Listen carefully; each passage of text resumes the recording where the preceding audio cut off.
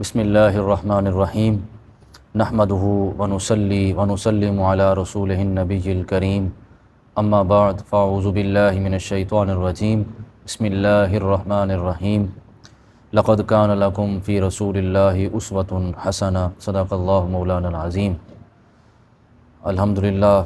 اللہ تعالیٰ کے فضل و کرم اور اس کی رحمت سے اور اس کی توفیق سے آج ہم جس موضوع پر گفتگو کریں گے وہ ہے سیرت النبی صلی اللہ علیہ وآلہ وسلم اور اسوہ حسنہ۔ نبی پاک صلی اللہ علیہ وآلہ وسلم آپ اللہ تعالیٰ کے آخری نبی ہیں، خاتم النبیین ہیں، نبیوں کے بھی سردار ہیں، رسولوں کے بھی سردار ہیں اور پوری دنیا کے مالک و مختار ہیں۔ اللہ تعالیٰ نے حضور کی امت پر، ایمان والوں پر یہ احسان عظیم کیا ہے کہ انہیں اپنا عظیم الشان رسول عطا فرمایا۔ اللہ تعالیٰ چوتھے سپارے میں فرماتا ہے کہ لقد من اللہ علی المؤمنین اذ بعث فیہم رسولا، کہ تحقیق ہم نے مومنوں پر احسان عظیم کیا کہ انہیں اپنا عظیم الشان رسول عطا فرمایا۔ اور دوسری آیت میں اللہ فرماتا ہے کہ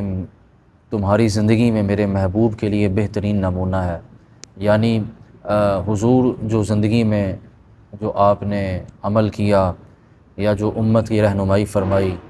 من و عن وہ حضور کی امت کے لیے مشعل راہ بھی ہے اور حضور کی امت کے اوپر وہ فرض بھی ہے کہ اس کو اسی طرح اڈاپٹ کر کے اپنی زندگیوں پر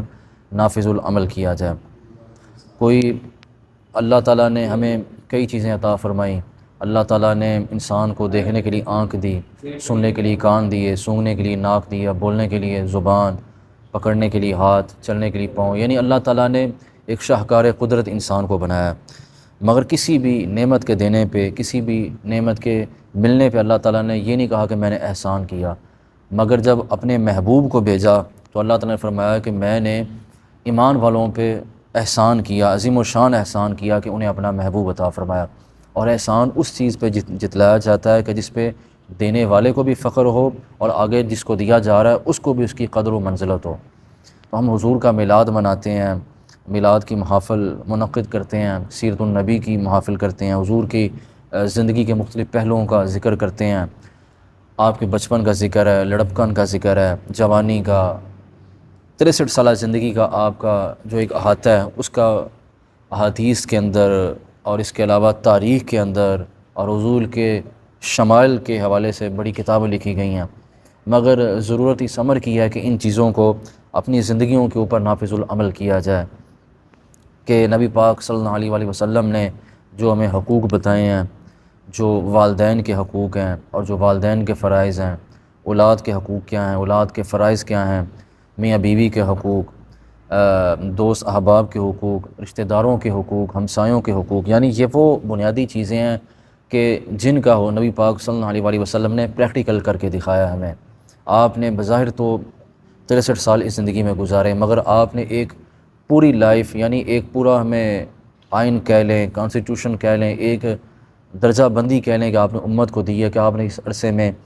غزوات بھی کی ہیں، یعنی جنگیں بھی کی ہیں، پھر آپ نے فیملی کو بھی ٹائم دیا ہے، دوست احباب کو بھی ٹائم دیا ہے، پھر آپ نے اس میں نمازیں بھی پڑھی ہیں، عبادت بھی کی ہے، حج عمرے بھی کی ہیں، تمام امور بھی آپ نے سر انجام دی ہیں، مگر آپ نے جو فوقیت دی ہے وہ آپ نے محبت کو دی ہے، رشتوں کو جوڑنے کی آپ نے بات کی ہے، کبھی بھی آپ نے رشتوں کو توڑنے کی بات نہیں کی۔ تو ہمیں بھی چاہیے کہ اپنی زندگیوں کے اندر جو اصل میلاد ہے، جو اصل حضور کی جو تعلیمات ہیں ان کو عمل کیا جائے۔ اگر کسی کا کوئی بھائی ناراض ہے اس کو ناراض نہ کریں، والدین کا ادب کریں اور بڑوں کی عزت کریں، چھوٹوں پہ شفقت کریں، اور جتنے بھی معاملات ہیں ان کو شریعت مطہرہ کے مطابق اپنی زندگیوں پر نافذ العمل کریں۔ جب ہم یہ کریں گے تو پھر اس کے بعد جو میلاد کے اثرات ہیں، جو میلاد کے اسرار و رموز ہیں، وہ ہماری زندگیوں پر نافذ العمل ہوں گے۔ خاص کر کے جو میلاد منانے والے ہیں ان کو چاہیے کہ کم از کم جو ہمارے بنیادی ارکان ہیں ان کو پورا کریں، نماز کی پابندی کریں، اگر رمضان المبارک ہے تو روزے رکھیں، اللہ نے توفیق دی ہے، استطاعت ہے، حج اور عمرہ کریں، اپنا جو کاروبار ہے اس کے اندر پاکیزگی لائیں، سود سے،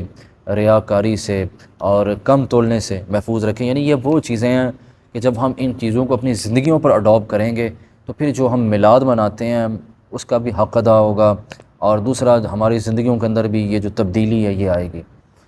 اس لیے یہ جو آج کی میں نے اپنی گفتگو کی ہے اس کے اندر جو میلاد منانے کا جو اصل طریقہ ہے وہ یہی ہے کہ سیرت مطہرہ کو، سیرت طیبہ کو منوعاً اپنے اوپر،